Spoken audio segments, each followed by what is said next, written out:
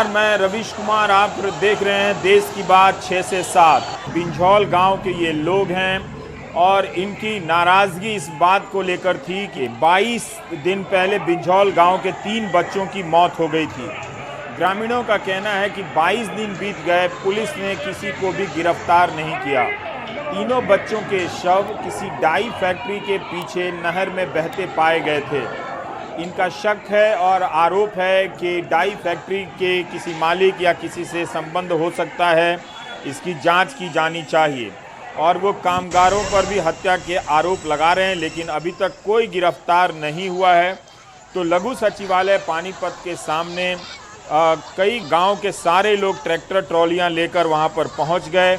GT road पर उन्हें रोकने का प्रयास हुआ, जिसकी वजह से ये जाम की स्थिति आ गई और इस तरह से पुलिस और स्थानीय लोगों के बीच में टकराव की नौबत आ गई। जो तस्वीरें आप देख रहे हैं कि इस तरह से लोग बेसब्र हो गए और अपने गांव के 3 बच्चों की गिरफ्तारी की मांग को लेकर पानीपत लघु सचिवालय की तरफ प्रस्थान कर गए। हमारे साथ अंकुर हैं। अंकुर, बताइए कि पुलिस ने ग्रामीणों को शांत किया है, लाठी मारने के अलावा कोई कार्रवाई का कोई आश्वासन दिया है?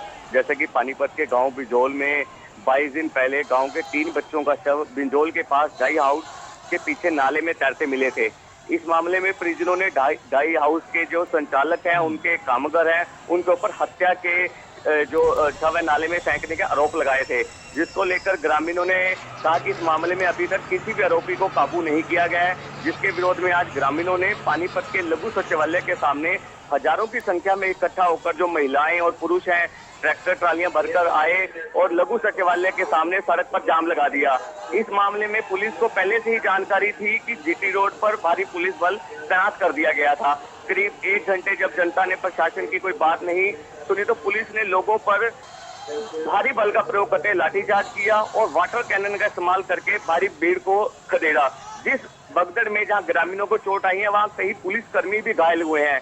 जी, बहुत बहुत शुक्रिया अंकुर, ये जानकारी देने के लिए। हम फिर से बता दें कि बिंझौल गांव के 3 बच्चों की मौत हो गई थी। उनका शव नहर में बहते हुए मिला था। ग्रामीणों को शक है कि जो उसके करीब की जो डाई फैक्ट्री है, उसके कामगारों का हाथ हो सकता है या मालिक का हाथ हो सकता है, लेकिन पुलिस को अपनी पेशेवर जांच करनी चाहिए और ग्रामीणों को बताना चाहिए कि क्या वस्तु स्थिति रही होगी। लेकिन 22 दिन बीत जाने के बाद जाहिर है ये संवाद की स्थिति कायम नहीं हुई होगी कि लोगों का सब्र टूटा है और पुलिस वाले भी, जैसा कि अंकुर ने बताया, कि इसमें घायल हुए हैं और ग्रामीण भी घायल हुए हैं और इस तरह से भीड़ को, गुस्सा को शांत कराने की प्रक्रिया में।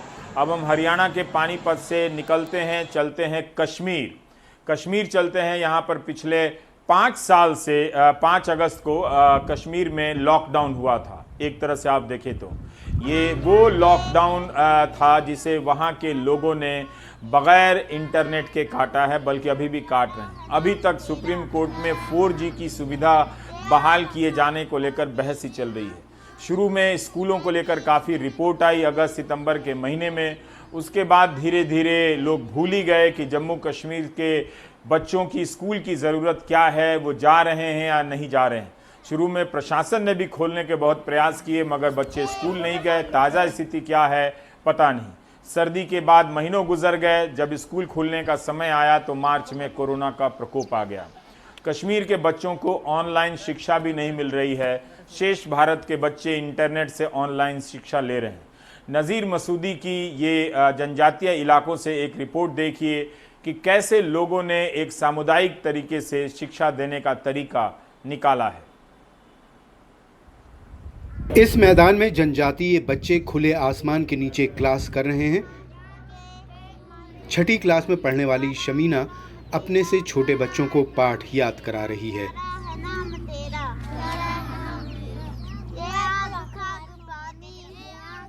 एक साल बाद बच्चे क्लास में लौटे हैं, जबकि स्कूल कश्मीर में कोविड के संकट की वजह से अब तक बंद हैं।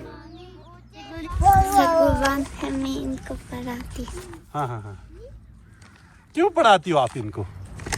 लॉकडाउन। हाँ, लॉकडाउन। आप किस क्लास में हो खुद हो? 6th। ये बच्चे किस क्लास के? 5th और 4th। उनको आप पढ़ाते हो? हाँ।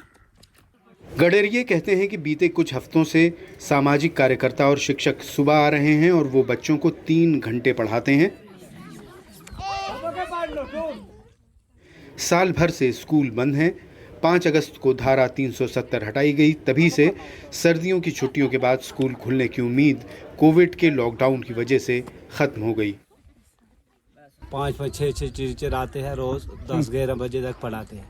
1 साल से स्कूल बंद है। सोमवार को जम्मू कश्मीर के शिक्षा विभाग ने वॉलंटियर शिक्षकों द्वारा कम्युनिटी क्लास शुरू करने को लेकर SOP जारी किए, जहां कुछ स्कूल ऑनलाइन क्लास चला रहे हैं। कश्मीर में स्पीड इंटरनेट पर रोक की वजह से इसमें दिक्कत आ रही है। कश्मीर में पिछले 1 साल से हालात का सबसे बुरा असर अगर किसी चीज़ पे पड़ा है वो है बच्चों की तालीम। लाखों बच्चे 1 साल से स्कूल नहीं गए हैं, स्कूल बंद हैं। कोविड की वजह से इनके लिए मुश्किलात और बढ़े हैं। लेकिन अब कुछ लोग वॉलंटियर्स और लोकल टीचरों ने कम्युनिटी क्लासेस शुरू किए हैं, जिससे इस तरह के जो ट्राइबल बच्चे हैं उनको तालीम मिले। बदपत्री बडगाम से नज़ीर मसूदी। और अब हमारे साथ बात करने के लिए मौजूद हैं नज़ीर कश्मीर से, श्रीनगर से। नज़ीर, हम आपसे यही सवाल करना चाहते हैं कि इंटरनेट तो नहीं है, तो जम्मू की भी स्थिति बताइए और कश्मीर की भी स्थिति बताइए कि अगस्त से लेकर अब जब जुलाई ख़त्म हो रहा है, अगस्त आ रहा है, इस बीच स्कूल और कॉलेज के छात्रों ने कैसे अपनी ज़िंदगी काटी है? क्या उन्हें ऑनलाइन शिक्षा का लाभ मिला है जैसे कि बाकी भारत के छात्रों को ऑनलाइन शिक्षा का लाभ मिल रहा है? देखिए, पहले आपको रवि जी मैं ये बताऊं कि जहां से हमने ये रिपोर्ट फाइल की है वहां फोन भी नहीं चल रहा है, क्योंकि वहां फोन की कोई कनेक्टिविटी है नहीं। तो इन बच्चों की हालत देख सकते हैं। 1 साल से स्कूल बंद है, फोन भी नहीं है, इंटरनेट भी नहीं है, तो इस हालात में किस तरह पढ़ते हैं। तो बाकी जम्मू कश्मीर की जो यूनियन टेरिटरी, उसकी बात करें कि 5 अगस्त के बाद क्या हुआ। कहते थे कि 370 एक वादा है यहाँ एजुकेशन में, यहाँ डेवलपमेंट में, क्या मिला? जो ही पहले 7 महीने पूरा इंटरनेट बंद था, लेकिन जब इंटरनेट को 2G खोला गया तो अभी तक भी 4G जो स्पीड इंटरनेट अभी भी बंद है। और कल ही यहाँ होम डिपार्टमेंट ने ऑर्डर निकाला कि ये 19 अगस्त तक बंद रहेगा, ऐसा ही सिर्फ 2G चलेगा। इसमें कहीं स्कूल ऑनलाइन क्लासेस तो शुरू किए हैं, लेकिन ब्रॉडबैंड को कहीं को बिल्कुल कम लोगों के पास है। तो जो आम बच्चे हैं उनको वो शिक्षा नहीं मिल रही है। कश्मीर घाटी में 15 लाख से ज्यादा बच्चे हैं जो स्कूलों से महरूम है, 1 साल से स्कूल नहीं गए हैं। लेकिन जब प्रोपेगेंडा से बात बनती है तो काम करने की कोई जरूरत नहीं, शिक्षा उतनी प्रायोरिटी नहीं है। लेकिन 15 लाख से ज्यादा बच्चे स्कूलों से बाहर हैं। पहले जब 5 अगस्त के बाद जब तो कुछ महीनों तक सरकार ने ये बोला कि नहीं स्कूल हम खोल रहे हैं, लेकिन बच्चे नहीं जा पाए हालात की वजह से, बंदिशों की वजह से, बैरिकेड्स की वजह से। तो पूरे जम्मू कश्मीर में अगर कोविड जब आया तो 9 मार्च में ये था कि शायद अब विंटर वेकेशंस के बाद अब स्कूल खुल जाएंगे, लेकिन उन उम्मीदों पे भी पानी फिरा जब कोविड की वजह से सारे स्कूल बंद किए गए। पूरे मुल्क में अगर ऑनलाइन एजुकेशन बच्चों को मिल रहा है, यहाँ स्पीड इंटरनेट बंद होने की वजह से बच्चे उससे भी महरूम हैं। 5 अगस्त को पूरा 1 साल होगा जब बच्चे स्कूलों से बाहर होंगे। अब कुछ लोग जो हैं वॉलंटरी बुनियाद पे, स्कूल अगर बंद हैं तो कुछ लोकल टीचर्स और वॉलंटियर्स अब बच्चों को पढ़ाने का इन्होंने सिलसिला शुरू किया है। जिस तरह से ये ट्राइबल बच्चे हम देखने में देखे किस तरह वहाँ वो पढ़ रहे हैं, कहीं एक जगहों पे पढ़ाया जा रहा है, लेकिन जो रेगुलर एजुकेशन है चाहे ऑनलाइन हो या ऑफलाइन हो, वो पिछले 1 साल से यहाँ कश्मीर में बच्चे उससे महरूम हैं। नज़ीर साहब, फिर मैं ये जानना चाहता हूँ कि इन सब बच्चों के इम्तहान भी नहीं हुए होंगे, तो क्या किसी तरह का कोई प्रयास नहीं हुआ? क्योंकि 15 लाख बच्चों के भविष्य का सवाल है।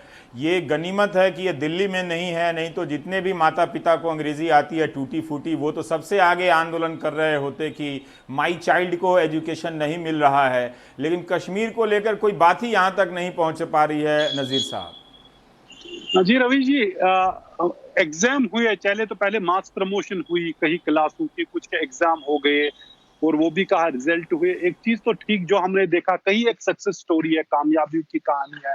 हाल ही हमने कुछ स्टोरीज की, बच्चों ने किस तरह मेहनत की, खुद मेहनत की, हर एक चीज से अलग करके खुद किताबों पे ध्यान दिया, पढ़ाई पे ध्यान दिया। लेकिन सरकार का क्या दायित्व बनता था कि कम से कम शिक्षा के लिए ही 4G खोलें, उनको बच्चों को एजुकेशन मिले।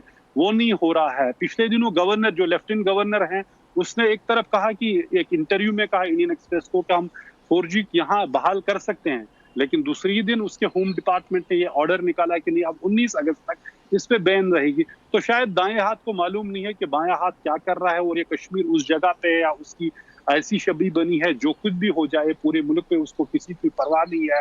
बच्चों की शिक्षा का मामला है, इस पे भी किसी का जो के तो नहीं हो रहा है, क्योंकि शायद वो कहते हैं कि चिल्ड्रन ऑफ लेसर गॉड्स शायद वो हैं, इसीलिए 1 साल से तालीम से महरूम, शिक्षा से महरूम है, और ऑनलाइन जो क्लासेस पूरे मुल्क में चल रहे हैं वो यहाँ के बच्चों को नहीं मिल रही है।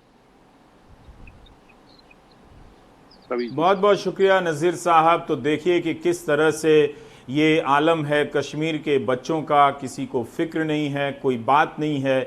ये बातें ना हो इसीलिए टेलीविज़न के स्क्रीन पर आधे सेकंड की तस्वीरों को 3-3 मिनट तक दिखाया जाता है। शाम को एंकर किसी एक अलग ख़ास तरीके के प्रोपेगेंडा से करते रहते हैं, जिससे शेष भारत के लोग भी अचंभित रहते हैं, ये तो उनकी ज़िंदगी का हिस्सा नहीं है, ये क्या है। तो एक तरह से जगह अगर कश्मीर इतने बड़े राज्य के 15 लाख बच्चों के भविष्य के प्रश्न गायब किए जा सकते हैं, तो बाकी देश के बच्चों को भी समझना चाहिए कि उनके सवाल भी टीवी से इसी तरह से गायब कर दिए गए हैं। तो ऐसा नहीं है कि कश्मीर को गायब करके बाकी को लड्डू मिल गया है, बाकी को भी वो वाला लड्डू मिला है जिसको जीरो कहते हैं। और अब देखिए उत्तर प्रदेश से आने वाली खबरें। उत्तर प्रदेश से हमारे कमाल खान सहयोगी ने विचित्र स्टोरी जो भेजी है वो ये है कि विधायक मान ही नहीं रहे बात। उन्नाव में बीजेपी के विधायक ऐसे लोगों के समर्थन में पुलिस थाने के बाहर धरना देने पहुंच गए जो थाने की ही जमीन पर कब्जा करके मंदिर बनाना चाहते थे। विधायक जी को राम मंदिर के काम में लगाना चाहिए, इतना बड़ा पवित्र काम हो रहा है, वो छोड़कर थाने की जमीन कब्जा करके उस पर मंदिर बनाने के आंदोलन में साथ हो रहे हैं। ये उन्नाव के विधायक हैं। और एक बरेली के विधायक हैं जो पुलिस से कह रहे हैं कि आप बदमाश पुलिसों की टॉप 10 बदमाश पुलिसों की सूची बनाइए। तो एक तरफ पुलिस बदमाशों से बबलू भाग जा रहा है पुलिस के चंगुल से, और दूसरा विधायक कह रहे हैं कि टॉप 10 बदमाश पुलिसों की सूची बनाइए। तो बदमाश बबलू है कि बदमाश पुलिस है कि कौन विधायक है नहीं है, कमाल खान की ये रिपोर्ट देखिए।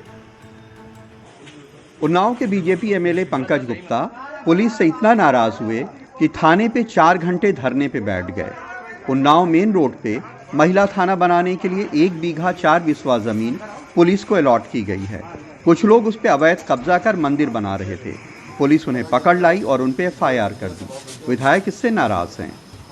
यहाँ एक मंदिर जनता ने सम्मत से सबसे मिलकर बनाया। वहाँ के 10-12 बुजुर्गों को सीओसीटी पकड़ के लाते हैं। कोतवाली में मेरे फ़ोन करने के बाद भी ये शरीफ लोग हैं, इनके साथ दुर्व्यवहार ना किया जाए, उनको कोतवाली में लाकर रामजीत यादव और यहाँ के सीओसीटी मिलकर मारते हैं लाठी डंडों से। विधायक जी पुलिस से इस बात से भी बहुत नाराज हैं कि उन्हें उसमें भाजपाई मानसिकता के बजाय सपाई मानसिकता नजर आ रही है। उन्हें लग नहीं रहा है कि यह पुलिस उनकी पुलिस है। दुर्भाग्य है यहाँ जो अधिकारी हैं वो समाजवादी पार्टी की मानसिकता से जुड़े हुए अधिकारी हैं, अपने जाति अपने ही समाज की उस मानसिकता से बाहर नहीं निकल पा रहे। पुलिस कहती है कि यह जमीन सरकारी है, इस पे मंदिर नहीं बल्कि महिला थाना बनना है। जो लोग थाने की जमीन पे अवैध कब्जा करके मंदिर बना रहे थे, पुलिस ने उनके खिलाफ एफआईआर कराई है। थाना कोतवाली जनपद उन्नाव में महिला थाने को आवंटित जमीन पर कुछ लोगों द्वारा अवैध रूप से मंदिर का निर्माण कराया जा रहा था। इसकी जानकारी मिलने पर तत्काल पुलिस ने इस संबंध में थाना कोतवाली में मुकदमा अपराध संख्या 398/2020 धारा 447, 434 आईपीसी एवं 3/4 लोक संपत्ति क्षति निवारण अधिनियम का अभियोग पंजीकृत किया था। इस संबंध में 7 लोगों को हिरासत में लिया गया था। इसका विरोध हमारे सदर विधायक भी कर रहे थे। अभी बरेली में कुछ वक्त पहले बीजेपी के विधायक राजेश मिश्रा उर्फ पप्पू भरतौल अपने डीआईजी की तारीफों के पुल बांध रहे थे, लेकिन जिले की पुलिस से इतना नाराज हुए कि उन्होंने डीआईजी को एक खत लिखकर कहा कि जिले में पुलिस वाले वेश्यावृत्ति कराते हैं, गौकशी कराते हैं, जुआ सट्टा खिलवाते हैं, तस्करी कराते हैं, अवैध खनन कराते हैं, इसलिए टॉप 10 कुख्यात पुलिस वालों की भी लिस्ट जारी हो। उधर बलिया के बैरिया के बीजेपी विधायक सुरेंद्र सिंह ने भी सीएम योगी आदित्यनाथ को एक खत लिख के शिकायत की है कि उनके इलाके में पुलिस अवैध शराब बिकवा रही है। अच्छे या बुरे होने की बात किसी भी देश, धर्म, जाति, संप्रदाय या समूह के ऊपर एक साथ लागू नहीं होती है। और इन मामलों को देखने से तो ये लगता है कि पुलिस में भी बहुत सुधार की ज़रूरत है और नेताओं में भी। उन्नाव में गौरव शर्मा, बरेली में रणदीप और लखनऊ में कैमरामैन राजेश गुप्ता के साथ कमाल खान, एनडीटीवी इंडिया। विधायक ही पुलिस पर आरोप लगा रहे हैं कि पुलिस जो है बरेली की वो वेश्यावृत्ति करा रही है, गौकशी करा रही है। कितना संगीन आरोप है बताइए। इस पर तो पूरे मंत्रिमंडल को अपना जहाज लेकर बरेली आकर थाने और पुलिस वालों के खिलाफ जांच करना चाहिए था।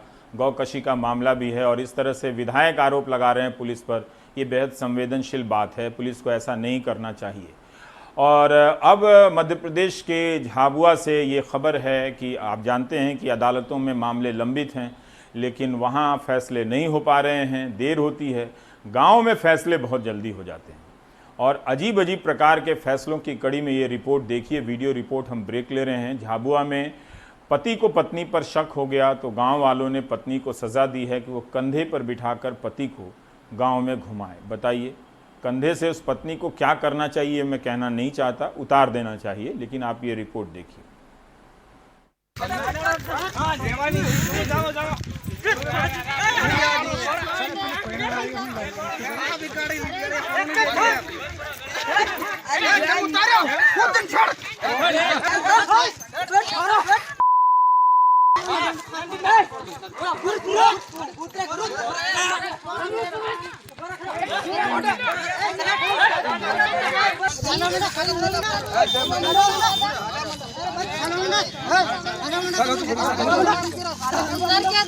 एक बार में वापस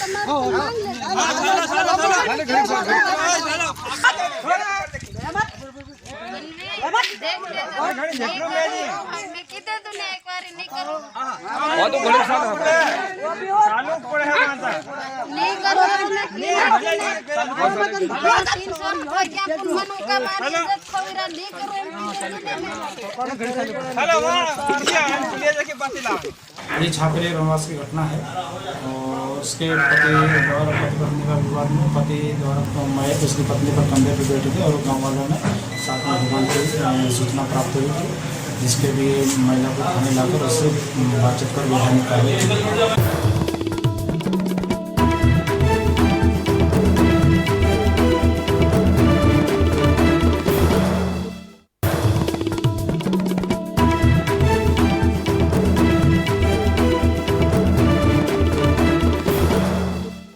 आप देख रहे हैं देश की बात 6 से 7। अब आते हैं नई शिक्षा नीति पर।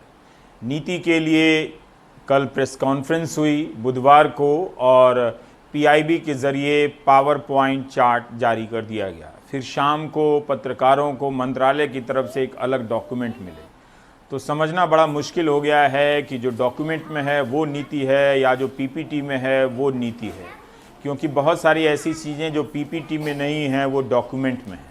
और अब इसका विरोध हो रहा है। डूटा के लोग कह रहे हैं कि इस नीति के तहत विश्वविद्यालयों की स्वायत्तता को और ध्वस्त करने का इंतज़ाम कर दिया गया है, उनकी अकादमिक स्वायत्तता, उनकी वित्तीय स्वायत्तता को। और एक चिंता एमफिल के ख़त्म किए जाने को लेकर भी है। तो विनय सहस्त्रबुद्धे जी हैं जो संसदीय कमेटी शिक्षा पर के अध्यक्ष हैं, बीजेपी की तरफ से भी हैं और डूटा के नेता हैं। उन दोनों का बयान पहले आप देखिए, फिर राजीव से हिमांशु से बात करते हैं। 2 साल में डिप्लोमा दिया जाएंगे, 3 साल में एक इंटरमीडिएट डिग्री और 4 साल में अंडर ग्रेजुएट स्टडीज़ के लिए एक डिग्री दिया जाएंगे। तो उसमें तो जो फ़र्क है वो बाद में, क्योंकि जो 4 साल वाले करेंगे वो एमए के डिग्री 2 साल के बदले में 1 साल में करेंगे। तो ये मेरे को नहीं लगता है कि कोई स्टूडेंट्स को कोई फ़ायदा पहुंच रहा है। ये नहीं, अभी तक ये सरकार एजुकेशन और हायर एजुकेशन के ऊपर कोई एक्स्ट्रा पैसा खर्च नहीं किया है। तो अगर जीईआर बढ़ाना है, सही बात है, जीईआर बढ़ना चाहिए। आप देख लीजिए सारे दुनिया में जहां जीईआर 50% के आसपास है वो कितना % जीडीपी खर्च करते हैं, तो वो क्लियर हो जाएगा हम क्या बोल रहे हैं। बीएड की अगर बात कर ले हम, तो एक ज़माने में डीएड भी था, बाद में बीएड आ गया। तो डीएड का जो भी उस समय के अनुरूप मूल्य था वो तो बरकरार रहा। तो ऐसा नहीं होता। और एमफिल डिग्री के प्रावधान को समाप्त करने की बात अगर कही है तो ये निर्णय अमल में लाने के लिए भी एक प्रक्रिया करनी पड़ेगी। ऐसा नहीं कि एक स्विच ऑफ किया तो एकदम एमफिल खत्म हो गया, ऐसा किसी को कोई डरने की जरूरत नहीं। जो एमफिल कर रहे जरूर करे। हुआ था क्या, जो कि मैं समझ रहा हूं कि एमफिल जो पीएचडी नहीं कर सकते उनके लिए एक एमफिल उपलब्ध था। अभी मैं मानता हूं कि रिसर्च पर जिस पद्धति से बल दिया गया है, तो हम किसी बीच रास्ते को क्यों अपनाएं, हम सीधा पीएचडी करें, कोई प्रॉब्लम नहीं। और अब हिमांशु शेखर हमारे साथ हैं। हिमांशु, हम ज़रा डॉक्यूमेंट को लेकर पहला सवाल आपसे करना चाहते हैं कि कल पीआईबी ने पावर पॉइंट चार्ट जैसा दिया और प्रेस कॉन्फ्रेंस में पेश की गई सारी बातें, और फिर बाद में पत्रकारों को एक अलग से डॉक्यूमेंट दिया गया जिसमें बहुत सारी ऐसी बातें हैं जो पीपीटी में नहीं हैं। तो दस्तावेज़ों के इस कन्फ्यूजन पे कितने तरह के दस्तावेज़ हैं? जो नई शिक्षा नीति आई है उसका आधिकारिक डॉक्यूमेंट कहाँ है भाषा में? पावर पॉइंट चार्ट में दिया गया है या 50-60 पन्नों की कोई रिपोर्ट कहीं पर अपलोड की गई है, आप पत्रकारों को दी गई है?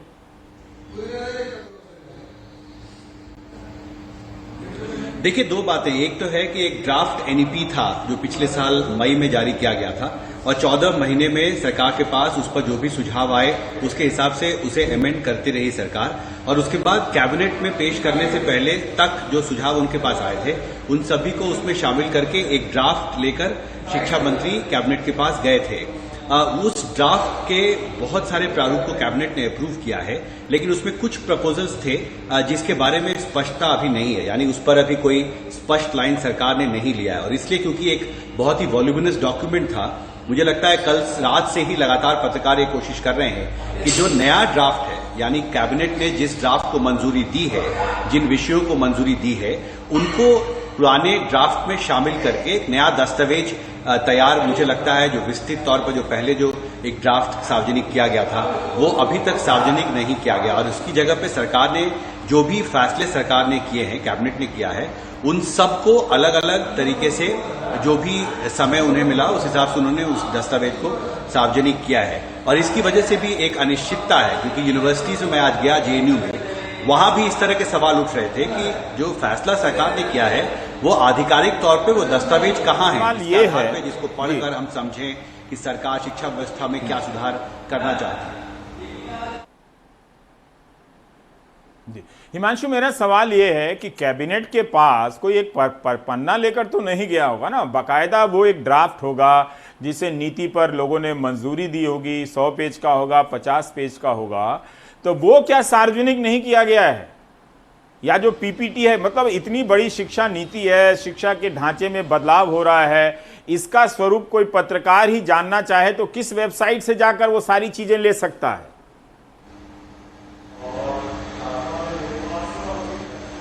जी निश्चित तौर पर देखिए, ये महत्वपूर्ण सवाल है। पॉइंट सरकार की तरफ से ये कहा जा रहा है कि जो नेशनल जो ड्राफ्ट एनईपी थी, नेशनल एजुकेशन पॉलिसी 2019 की, वो 400 से ज्यादा पेज के दस्तावेज था। और कैबिनेट के सामने जब उस प्रस्ताव को लेकर शिक्षा मंत्री गए थे तो उसमें बहुत सारे पहलुओं पर विचार करने के बाद कैबिनेट ने उस पर अपनी मंजूरी दी है।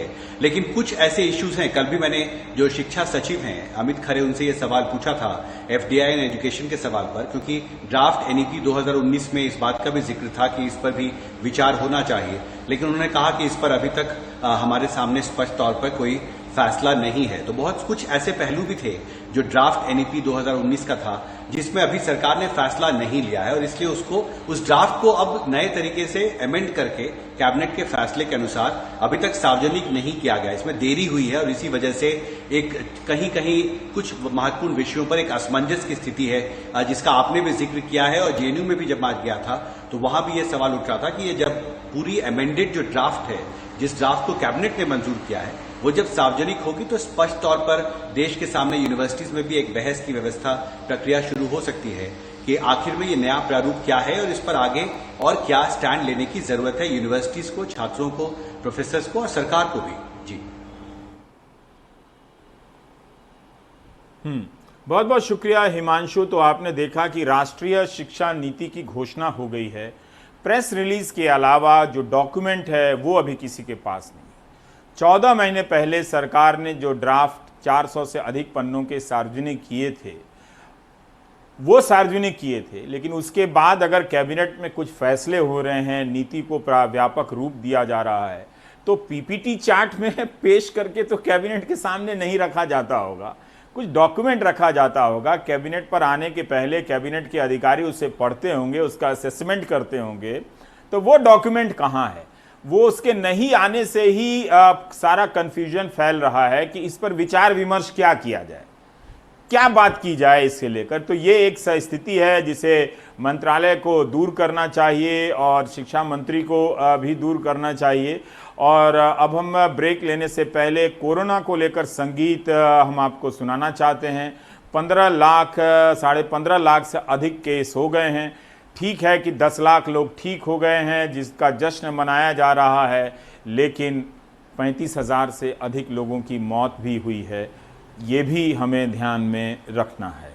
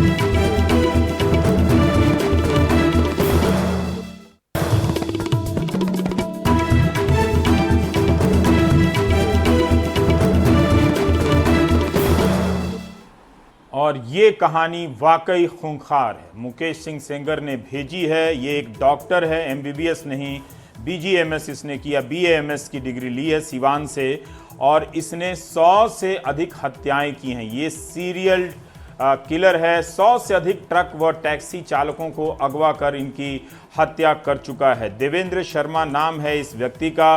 देवेंद्र ने पहले 11 लाख रुपए लेकर एक गैस एजेंसी खोली थी, लेकिन जिस कंपनी को दिया था उसने देवेंद्र के साथ धोखाधड़ी की। इसके बाद देवेंद्र ने फर्जी गैस कंपनी खोली। इसकी उम्र 62 साल है और उस कंपनी के लिए ये कई लोगों के साथ मिलकर ऐसे ट्रकों को अगवा करता था जिसमें गैस के सिलेंडर होते थे। ट्रक के ड्राइवर और खलासी को मारकर नदी में फेंक देता था और सिलेंडर अपनी गैस एजेंसी में उतार लेता था और ट्रक को मेरठ में कटवा देता था। इस तरह से ये आगे चलकर ये किडनी के रैकेट में जाता है।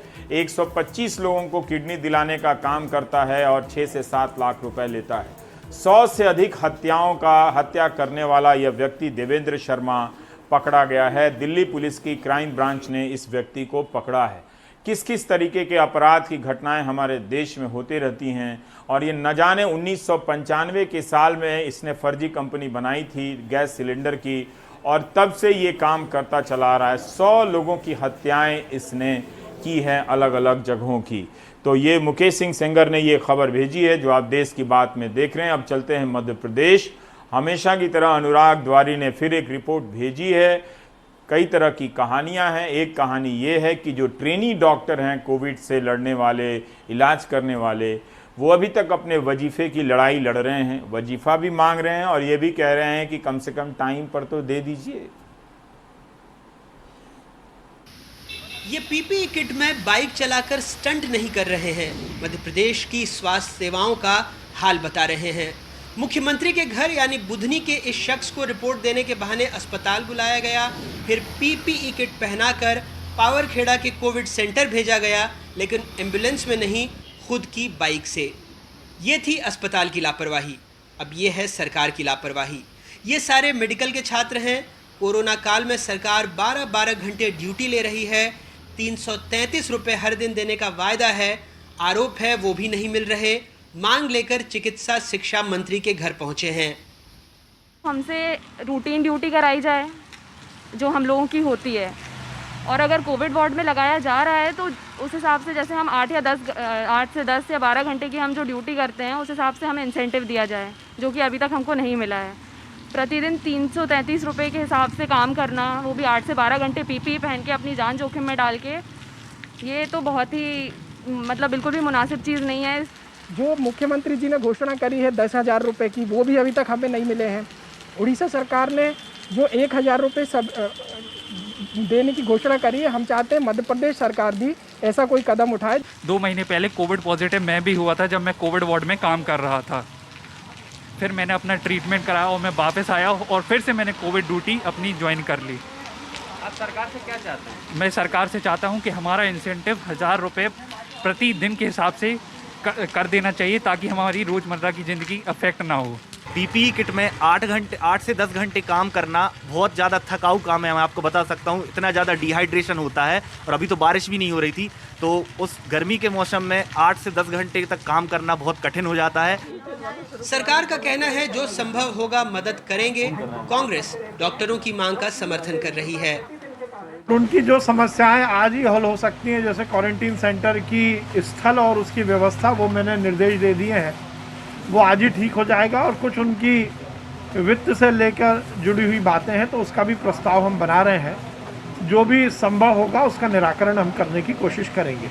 जब मुख्यमंत्री ने ये घोषणा की थी कि 10,000 रुपये उनको बोनस दिया जाएगा, तो उन्हें तुरंत बोनस देना चाहिए। जब उड़ीसा सरकार जो है 350 की जगह 1,000 रुपये का स्टाइफंड पर डे दे रही है, तो मध्य प्रदेश सरकार को भी 1,000 रुपये का स्टाइफंड देना चाहिए। कांग्रेस पार्टी जूनियर डॉक्टर्स की इस मांग का समर्थन करती है। एक और प्रदर्शन खरगोन जिले में शिक्षकों ने किया। ये शिक्षक निजी स्कूल में काम करते हैं, कह रहे हैं 4 महीने से तनख्वाह नहीं मिली, भूखे मरने की नौबत है। इनका प्रदर्शन नेताओं से अलग है, सड़क पर भी सोशल डिस्टेंसिंग और अनुशासन का ख्याल रखा है। पहली बार है कि प्राइवेट टीचर्स आज रोड पर निकला है। उसकी वजह यह है केवल खरगोन जिले में 5,000 प्राइवेट टीचर्स हैं। 5,000 प्राइवेट टीचर्स में कम से कम 25,000 सदस्य होते हैं। ये 25,000 मत हैं।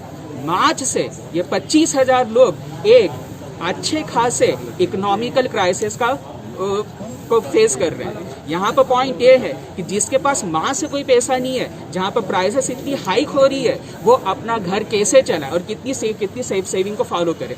एक राज्य की ये 3 तस्वीरें हैं जहाँ चिकित्सा कर्मियों की लापरवाही है, उनकी परेशानी भी, शिक्षकों की भी परेशानी है। सरकार अस्पताल में है, वो दावा कर रही है कि राहत की दवा मिलेगी, लेकिन कब, ये अपने आप में बड़ा सवाल है। खरगोन से आसिफ, सीहोर से धर्मेंद्र और भोपाल से कैमरा पर्सन रिजवान खान के साथ अनुराग द्वारी, एनडीटीवी इंडिया। सवाल ये भी है कि देश की बात देखते हुए जो कई तरह के सवाल आते हैं, डॉक्टरों की ये हालत हो गई है, गांव के लोगों की हालत देख लीजिए। क्या वाकई में ये लोग गोदी मीडिया देखते होंगे रात को, जिसमें एक जहाज़ दिन भर 4 घंटे से उड़ा जा रहा है, उसके नट बोल्ट और बिना वजह के अलंकरण हो रहे हैं, जिसका कवरेज एक सामान्य तरीके से भी महत्व देकर भी किया जा सकता है, लेकिन इस तरह से घंटों घंटों मुझे समझ में नहीं आता कि ये कौन देख रहा है। क्या ये डॉक्टर लोग शाम को अपनी परेशानी अनुराग द्वारी को परेशान करने के बाद जब टीवी ऑन करते होंगे तो क्या देखते होंगे? मैं अक्सर सोचता हूँ कि क्या ये अनुराग द्वारी की ही रिपोर्ट देखते होंगे जिससे वो उन्होंने बुलाया होगा, या फिर वो जाकर जो चैनलों पर फालतू लोग आते हैं, बहस करते हैं, आजकल गालियां भी देने लगे हैं, वो देखा करते होंगे। मुझे समझ में नहीं आता कि उसे कौन देख रहा है। राजनीतिक खबरें भी देखिए, फिर ब्रेक लेते हैं। राजस्थान में 14 अगस्त से विधानसभा सत्र बुलाने का मुख्यमंत्री अशोक गहलोत का प्रस्ताव राज्यपाल कलराज मिश्र ने आखिरकार स्वीकार कर ही लिया। मुख्यमंत्री गहलोत ने कहा कि सत्र के दौरान कोरोना समेत सभी मुद्दों पर विचार किया जाएगा। गहलोत ने कहा कि सत्र से पहले बीजेपी के इशारे पर कई लोगों को जानबूझकर निशाना बनाया जा रहा है, जिससे पता लगता है कि बीजेपी एक फासिस्ट पार्टी है। उन्होंने कहा कि हमारी सरकार 5 साल चलेगी और षड्यंत्र करने वाले हारेंगे। गहलोत ने यह भी कहा कि बीएसपी प्रमुख मायावती बीजेपी के इशारे पर काम कर रही हैं। बिहार में आरजेडी नेता तेजस्वी यादव ने मुख्यमंत्री नीतीश कुमार को फिर चिट्ठी लिखकर कहा है कि कोरोना और बाढ़ को लेकर वो सक्रिय हों। तेजस्वी ने लिखा कि कोरोना प्रबंधन में आपकी विफलता पर अंतर्राष्ट्रीय रिसर्च पेपर लिखे जा रहे हैं। अब तो 135 दिन बाद आप घर से निकलकर लोगों की सुध लें। बाढ़ की वजह से लाखों लोग सड़कों और अपने घरों की छतों पर हैं। बाढ़ पीड़ितों तक राहत सामग्री नहीं पहुंच पा रही, कृपया इसकी उपलब्धता सुनिश्चित करें। कांग्रेस महासचिव प्रियंका गांधी ने दिल्ली के 35 लोधी एस्टेट के बंगले की चाबी सीपीडब्ल्यूडी को सौंप दी है।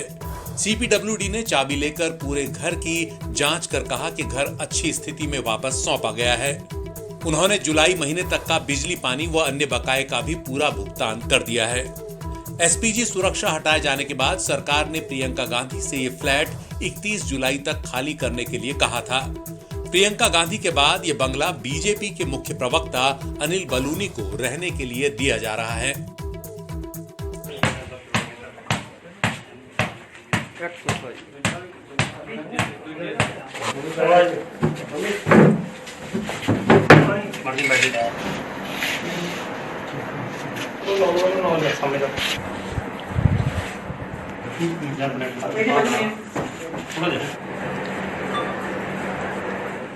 ठीक है।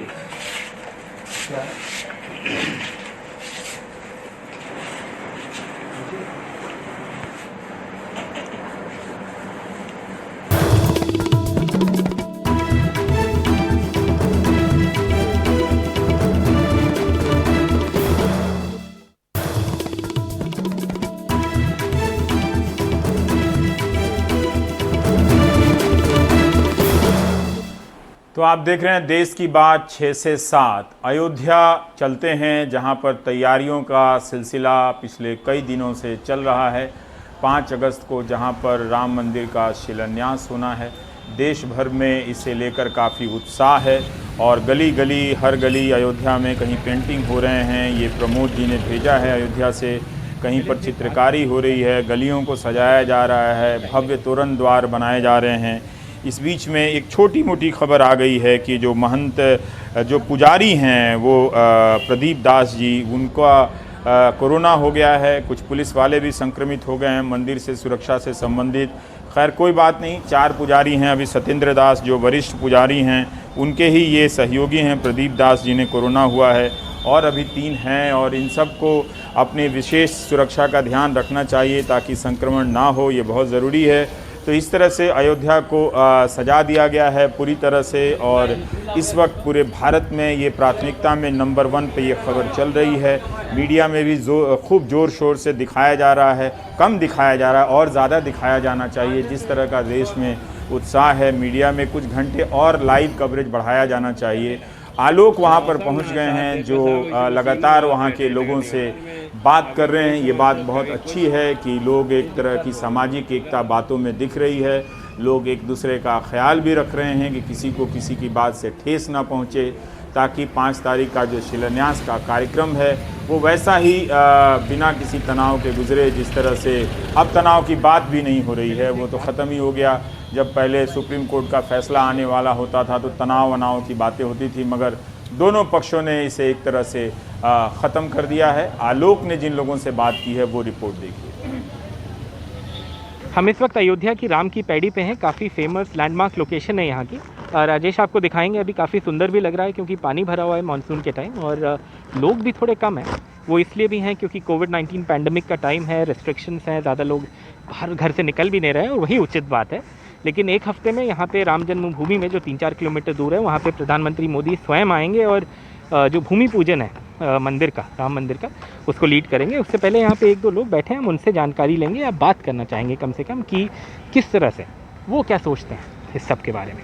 मुझे लगता है कि कहीं ना कहीं अगर हम उन पे अपना विश्वास बनाए हुए हैं तो वो लोग भी हमारे विश्वास पे खड़े उतर रहे हैं। जितनी चीज़ें भी बदली हैं वो सब उन्होंने काम किया है इसलिए बदली हैं। हाँ, कुछ चीज़ें आने वाले टाइम में अगर जो मतलब कि जो चेंजेस आएंगे, अगर वहाँ पे यूथ जो होंगे वो खड़े होंगे तो वो अपना और ज़्यादा करेंगे, बट जो भी होगा वो अच्छा ही होगा। Thank you so much. एक बार फिर आपसे भी नाम जानना चाहूँगा। अभय श्रीवास्तव। अभय, थोड़ा सा और ज़रा मुझे समझाइए, आपने क्या ये नई स्कीम कोविड के टाइम निकाली, पहले वो बताइए क्या आपने वो किया। सर, मैंने एक ऐप लॉन्च किया है आपकी दुकान नाम से। उसमें क्या है कि हम लोग ये चाहते हैं कि कोविड के ड्यूरेशन में जो भी अभी आप देख रहे होंगे सोशल डिस्टेंसिंग गवर्नमेंट कह तो रही है, WHO कह तो रहा है, बट लोग इसको फॉलो ही नहीं कर रहे हैं। क्यों नहीं कर रहे हैं? क्योंकि जो भी शॉपकीपर्स हैं उनकी शॉप पे इतनी जगह नहीं है और क्राउड बहुत ज़्यादा है, पैनिक बाइंग करने लगते हैं लोग। तो इस चीज़ को लेकर मैंने ये निकाला कि आपकी जो भी सामान है, जो भी आपकी रिक्वायरमेंट्स है, वो आप मेरे ऐप पर ऑर्डर कर दीजिए और मेरा डिलीवरी बॉय उनके घर तक पहुंचा देगा। ये बहुत इंटरेस्टिंग नाम है आपके ऐप का, क्योंकि अयोध्या में भी राजनीति की दुकान बहुत चली है।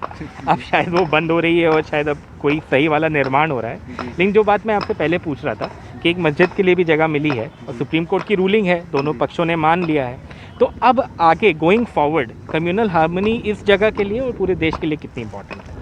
नहीं, ये बहुत ज़्यादा इम्पॉर्टेंट है। मतलब अगर मस्जिद के लिए जगह मिली है और सुप्रीम कोर्ट ने ये ऑर्डर दिया है कि उनको भी जगह मिलनी चाहिए, तो ये बहुत ही अच्छी है। जैसा कि मैंने आपको पहले भी बताया था कि अयोध्या और फैज़ाबाद के जो भी मुस्लिम और हिंदू पक्ष के लोग हैं, ये कभी भी आपस में कोई भी लड़ाई करना नहीं चाहते हैं। कभी भी कोई भी दंगा हुआ हो, मैक्सिमम यही हुआ है कि हम लोग आपस में बना कर रखते हैं। बाकी बाहर के जो लोग हैं वो जो भी करना चाहते हैं वो करें, लेकिन हम लोग आपस में कोई भी लड़ाई नहीं करेंगे। और साथ ही साथ मंदिर के साथ, जैसे हम लोग चाहते थे कि हम लोगों का मंदिर बने, वैसे ही वो भी चाहते हैं कि यहाँ पर उनका मस्जिद बने। भले ही वो 10 किलोमीटर अलग बन रहा है, लेकिन वो अच्छी बात है कि सुप्रीम कोर्ट ने ये ऑर्डर दिया और उनको भी उस चीज़ के लिए स्पेस मिल रहा है। तो आपने देखा कि कैसे ये यंग लोग हैं, इनके काफ़ी अच्छे विचार हैं। और जैसा कि हमने कहा, अभी तो यहाँ खाली माहौल है, लेकिन एक हफ्ते बाद काफ़ी एक्टिविटी होगी और हम NDTV पे इसको ट्रैक करते रहेंगे और आगे भी देखेंगे कि किस तरह का माहौल इस टेम्पल टाउन में बनता है। राजेश गुप्ता और प्रमोद श्रीवास्तव के साथ आलोक पांडे, NDTV इंडिया। मीडिया में काफ़ी अच्छा माहौल है, माहौल अच्छा रहना भी चाहिए। अयोध्या अब पीछे अतीत हो गया, अब उस विवाद में लौटने से क्या फ़ायदा? अब कोई फ़ायदा नहीं। फिर भी अगर आप पढ़ना चाहते हैं तो ज़्यादातर अच्छी किताबें अंग्रेज़ी में लिखी गई हैं। एक ये किताब है जो हिंदी में मुझे पसंद आती है, अयोध्या राम जन्मभूमि बाबरी मस्जिद का सच। ये शीतला सिंह ने लिखी है और इसे कौशल पब्लिशिंग हाउस, ये फैज़ाबाद में है, कौशल पब्लिशिंग हाउस। तो ये किताब आप वहाँ से मंगा कर पढ़ सकते हैं। पढ़ना चाहिए, देखना चाहिए कि अतीत में क्या हुआ, भविष्य में क्या होने जा रहा है। आप देख रहे हैं देश की बात, देश में की बात में कल क्या होने जा रहा है किसे पता है। तो नमस्कार।